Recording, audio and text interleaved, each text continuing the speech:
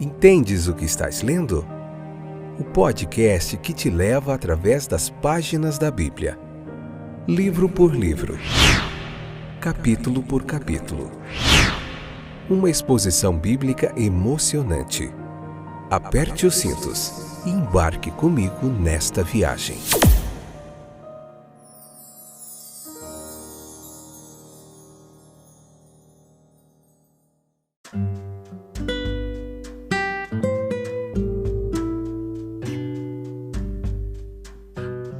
Olá, eu sou o Fábio e esse é mais um Fora de Série espetacular, fantástico, excepcional episódio do podcast Entendes o que Estás Lendo. Tudo bem com vocês?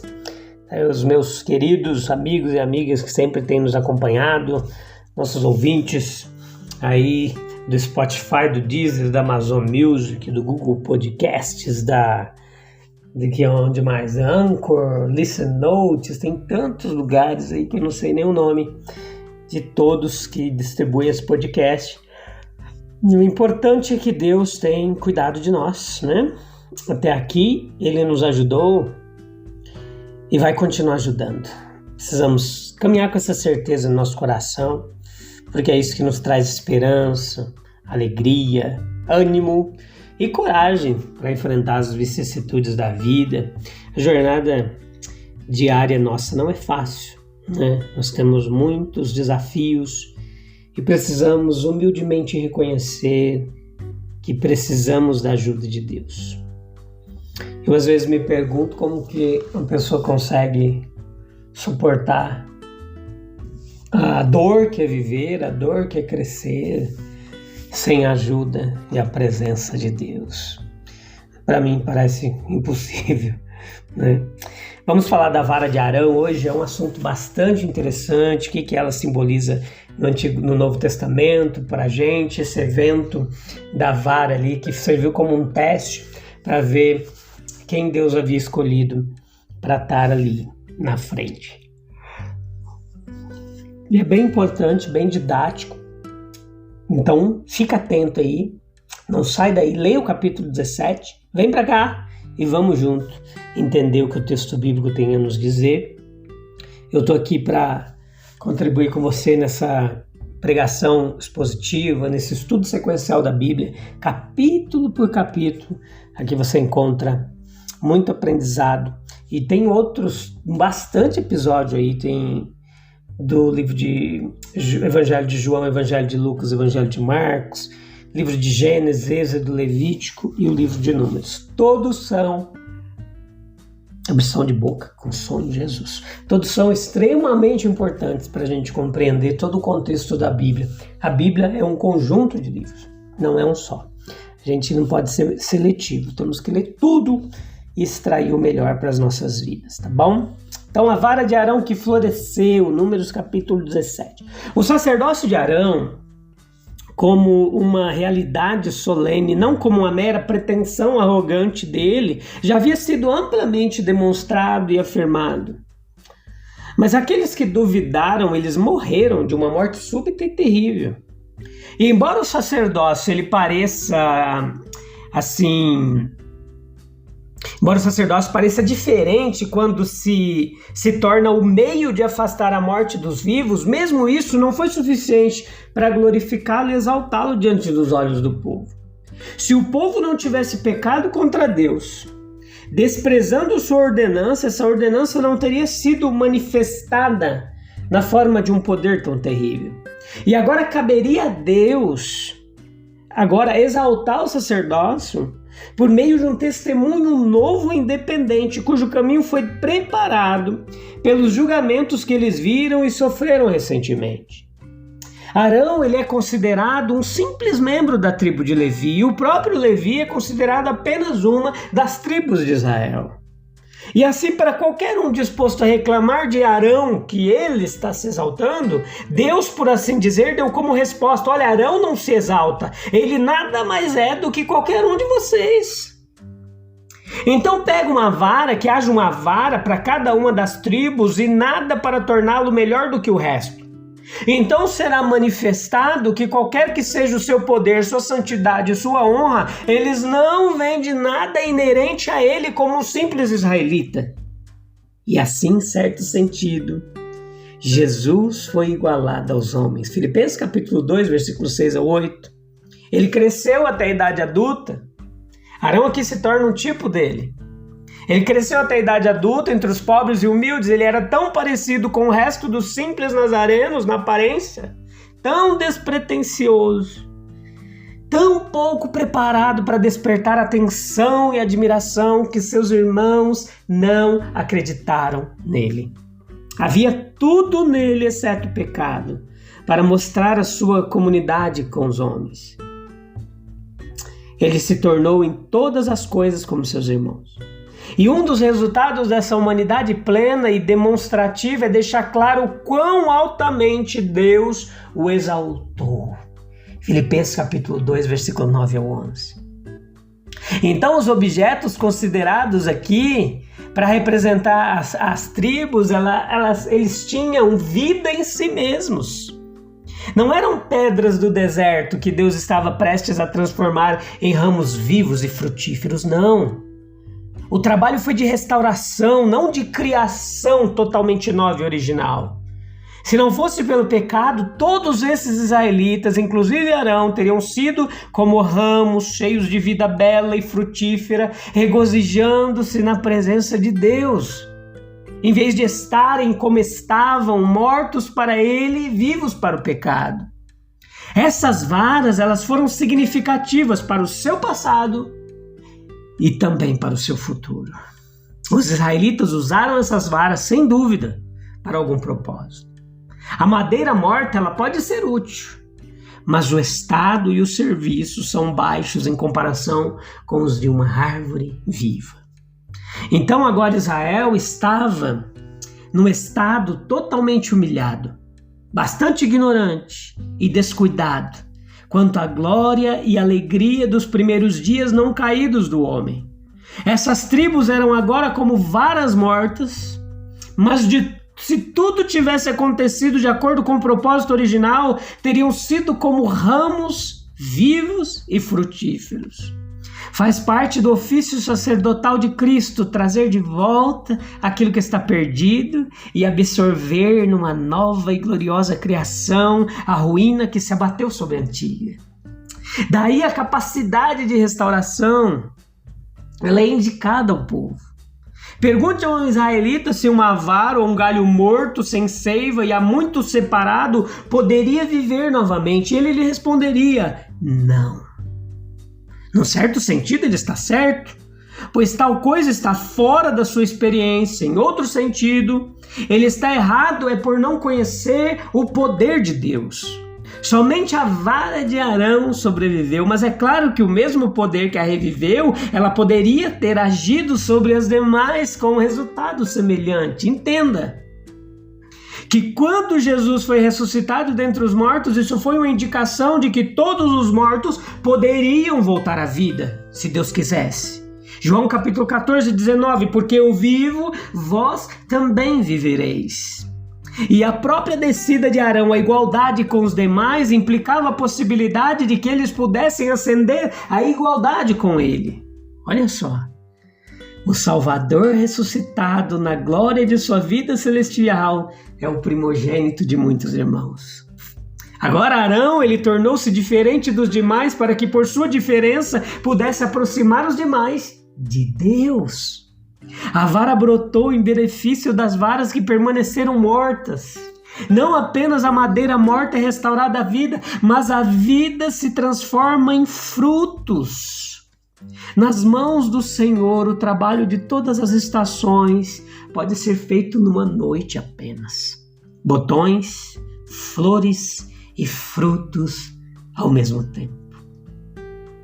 Que plenitude da vida isso indica para mim e para você. Ao combinar assim num só exemplo 3 fases da vida vegetal, Deus mostra o poder do ofício sacerdotal. E não havia apenas promessa, mas desempenho. Teria sido uma obra de Deus mostrar apenas botões visíveis, mas a obra de Deus aqui é mostrar a vida em sua plenitude. Foi o clamor do povo que nada mais do que promessas vazias haviam sido obtidas de Moisés. Recentemente, agora eles aprenderam que o cargo de Arão era muito valioso porque protegia a expiação contra a praga. Mas agora nessa vara florescente e frutífera, eles veem tanto promessa quanto ação. Aquele que faz brotar a vara é assim promissor, aquele que faz florescer avança com mais esperança, mas quem também faz com que isso dê frutos mostra que pode cumprir tão bem quanto promete. Então nós podemos pensar em Jesus, considerar as multidões para quem e nas quais a sua obra sacerdotal está sendo plenamente realizada. Veja, considere, meus queridos, era necessário. Eles estão em estágios diferentes, com alguns o botão, com alguns com a flor, alguns com a fruta madura e perfumada. Era necessário que todas as etapas da vida naquela haste tipificadora fossem mostradas. Não há plantios das hastes no solo, nem exposição ao sol ou à chuva. Deus, que geralmente opera por meio de muitos ministérios combinados e mostra ao homem o abençoado ato de ser um colaborador consigo mesmo, acha apropriado aqui nesse capítulo, nessa cena, para a sua glória e para a plena manifestação da verdade, colocar todos os ministérios habituais de lado. Se geralmente existem todas essas ajudas, é por causa do que é adequado e não do que é indispensavelmente necessário. Nada é necessário se não colocar as varas no tabernáculo antes do testemunho. E assim nós vemos, meus queridos, quão longe de qualquer escolha, artifício ou controle humano estava o surgimento dessa vara. O resultado veio do poder secreto de Deus e somente isso. E assim ele investiu em Arão, na arca e em cada função sacerdotal uma nova importância. Doravante, meus queridos, nós consideramos Arão não apenas como alguém que afasta a morte dos vivos, mas que tem a ver com devolver a vida aos mortos. Quando essa vara estava anteriormente na árvore, ela não vivia dessa forma gloriosa. Havia vida, mas não com tanta exaltação e abundância. Essa vara agora passou a ser conhecida não depois de sua primeira vida, mas de sua segunda vida. Então agora nós conhecemos a Cristo, não segundo a carne, mas segundo o Espírito, não de acordo com essas primeiras obras na cura dos enfermos, no alívio das tristezas temporais, ou mesmo no retorno de Lázaro da tumba, para continuar por mais algum tempo sua vida mortal, mas de acordo com aquelas segundas obras pelas quais ele, entenda, o canal escolhido e único mediador dele, salva, santifica e aperfeiçoa aqueles que se chegam a Deus através dele, Jesus Cristo. Se essa vara maravilhosa, ela glorificou Arão tanto e interrompeu as murmurações do povo, não deveria ter efeito de pedra, correta e repetidamente considerada ao glorificar Jesus e nos aproximar dele em humilde aceitação e fé. A murmuração dos israelitas foi um grande mal, mas na nossa negligência, para com aquele gracioso intercessor que Deus designou, não é nem um pouco melhor. O florescimento e a frutificação do cajado seco do cargo colocado por Arão no tabernáculo foi significativo, como um milagre. Foi um sinal inconfundível da interposição de Deus, como todo milagre é, em nome de seu servo Arão. Na verdade, não permitido pelos homens, mas escolhido por Deus e na condenação dos rebeldes. Mesmo que fosse considerado um sinal arbitrário, era, no entanto, suficiente. Deus exigia que os milagres de Moisés fossem aceitos tanto pelos simpáticos israelitas quanto pelo relutante faraó.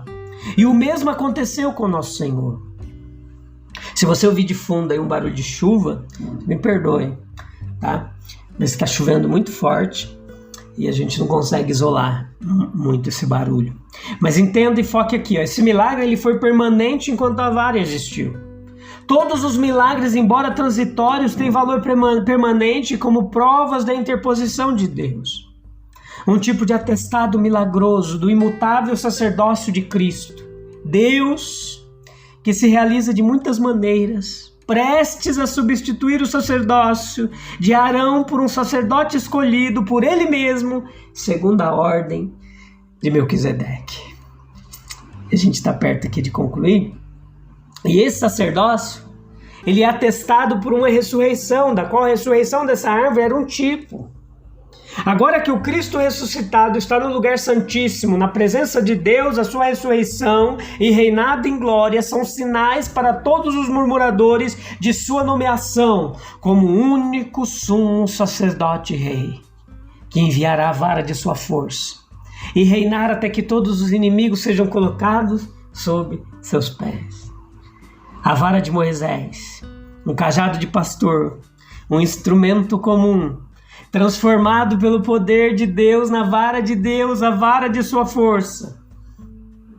Veja, pela convicção do próprio Moisés, para punir os rebeldes, para a libertação dos servos de Deus do perigo iminente, para suprir suas necessidades mais urgentes, para a conquista de seus inimigos, e assim Deus torna as coisas mais fracas e comuns do mundo poderosas por meio de Deus. A vara do humilde Jesus é uma vara de força ou de ferro, mas a vara de Arão representava um cetro tribal, símbolo de poder, ao contrário do cajado do pastor. E esse símbolo de autoridade é usado para fins curativos e espirituais, para a refutação de rebeldes presunçosos, para a preservação dos tentados de mais pecados e consequente destruição, e último, para um tipo de fecundidade de toda instituição ordenada e sustentada por Deus. E assim, meus queridos, Deus faz de seu poder mais poderoso o meio de alcançar fins espirituais para o bem-estar até mesmo dos pecadores. Cristo, o poder de Deus, é o poder de Deus para a salvação. Aquele que é o príncipe também é o Salvador. A gente volta no próximo episódio para falar do capítulo 18, tá bom? Um abraço, Deus abençoe, até breve, tchau, tchau.